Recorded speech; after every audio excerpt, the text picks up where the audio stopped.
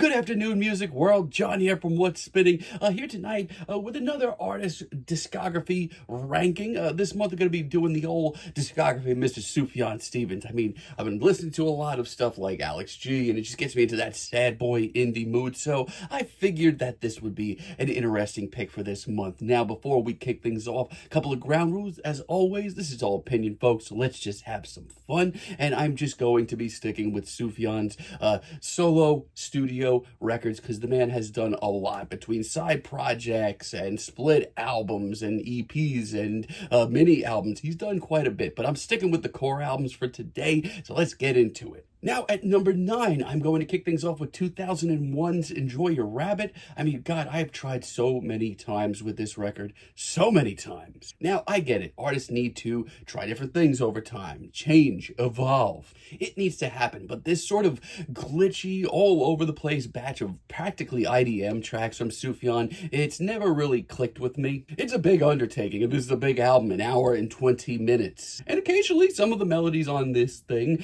come together in some of this beautiful glitchy madness. But most of this record for me has just always been headache inducing. Not only that, he's done a lot more experimental works, especially in the electronic realm over the years, that hit a lot harder. And at number 8, I'm going to put A Sun Came from 2000. Believe it or not, this album's come a long way for me. Now, it's long, it's a little sloppy at times, and it's definitely a little lo-fi. It still feels like Sufjan is figuring things out, but I will say there's a lot of music here. There's another very long record from Sufjan, but when things click here, things really click here pretty hard. I love the rustic sound to a lot of the deep cuts, and when Sufjan really gets going, I would say this album's a little bit ahead of its time, but it definitely did need to be trimmed down. There's a lot of material here, and I do have to be in the mood for it, but it's not terrible. Now, at number 7, I'm going to put one of the most frustrating records for me in Sufjan's discography. I'm going to put 2020's The Ascension. Oh, this is such a weird album. I mean, around this time that this album was coming out,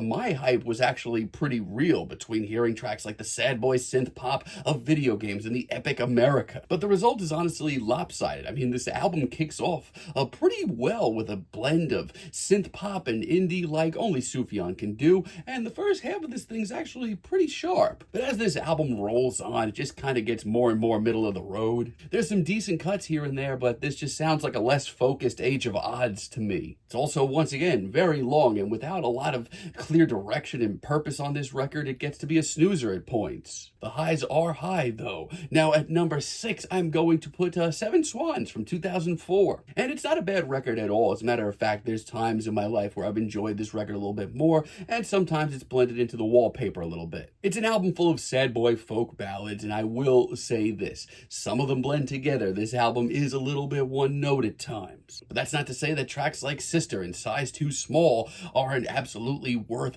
a listen. It's an incredibly earnest and heartfelt record. And I will say this, in retrospect, it does seem like a little bit of a backstep after how great Michigan is. But still, far from a bad listen. If you're into the sadder sounds of Sufjan's discography, it definitely has a place here. Now, number 5, I'm going to put The Age of Odds, and I will say, when this record came out, I thought it was a little bit too ambitious to the point where I was clinging to his earlier work. But in retrospect, there's actually a ton to like here. I mean, on one hand, Sufjan's bringing in a lot of the more experimental sounds of his early days, whether it be the folktronica elements, or the just straight up more experimental side of his folk music. There's a lot to like here. It sounds like a lot, and trust me, once again, it's pretty long. Sufjan keeps his cool throughout this whole thing and puts together a swirling, very whimsical record. I mean, if his usual folk material is a little bit too one note, you're gonna want to hear this. It's beautiful in parts, it's heady and wild in others, and I respect the amount of risks taken here. Now, at number 4, I'm gonna put what I think is Sufjan's first true masterpiece, 2003's Michigan. Here, you just kind of see everything come together in all of its glory, all at once, and it's pretty wild. I mean, ironically, this is his first true blue folk record without coming off like an outsider, but it comes together miraculously. It is a detailed, joyous ode to the Great Lakes state. And once again, it's pretty long, but this time around, I feel like it's just so easy to take in. It's light on the ears and it's charming, but it's just how detailed it is gives it just this incredible replay value. It invites you to dive deeper, and Sufjan's performances on this record make it very easy to do so. It's a wonderful album, one that absolutely warms my bones. Now, number 3, this might be a hot take, but screw it, I'm doing it anyway. I'm going to put Javelin here. I mean, there is a whimsical nature to this album that just brings me so much joy. And you could say, oh yeah, it's the new one. Of course he's putting it here. I'd argue in 5 years or so, we're going to be talking about this along the same lines as his classic records. I mean, somehow, some way, after 2 decades of music, Sufjan is finding on this record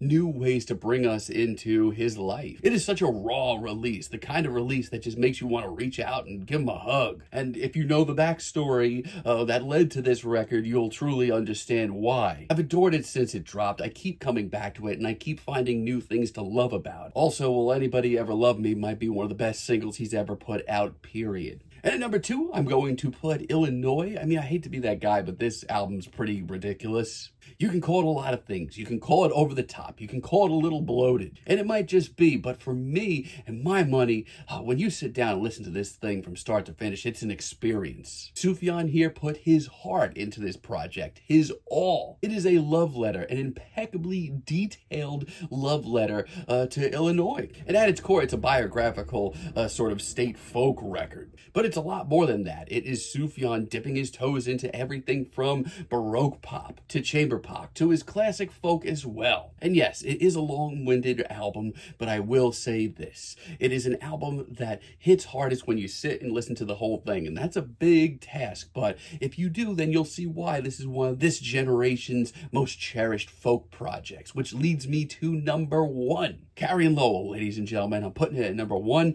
2 words, gut punch. When this thing dropped, it was probably looked at as one of the most deepest and most personal and revealing projects that Sufjan had ever penned. And you could say a lot about it. You could say it's his quietest record. You could say that it's his most straightforward record. You could even argue that this is his most overtly folk-sounding project. And all those things are correct, but there is an intimacy to this record that is absolutely wild to me. This thing is 45 minutes and it just sounds like a one-on-one performance, just Sufjan performing for you. It is such a personal recording. Every time I listen to it, I find a new reason to just get a little bit more emotional about it. And yes, you can once again argue that this album is a little one note, but I would argue right back that every track here has a slightly different flavor to it. It's simply put one of the most emotional and immensely tragic but yet personal and heartwarming album in indie folk in the last decade, and I think it's Sufjan's best. His easiest to take in, ironically, as well. But let me know what you guys think down below. How would you rank his discography? Got any favorites as well? Let me know in the comments. But until next time, don't forget to like, don't forget to subscribe. If you're feeling froggy, turn those notifications on and let me know what you would like for me to chat about in the future. And until next time, have a great day, friends.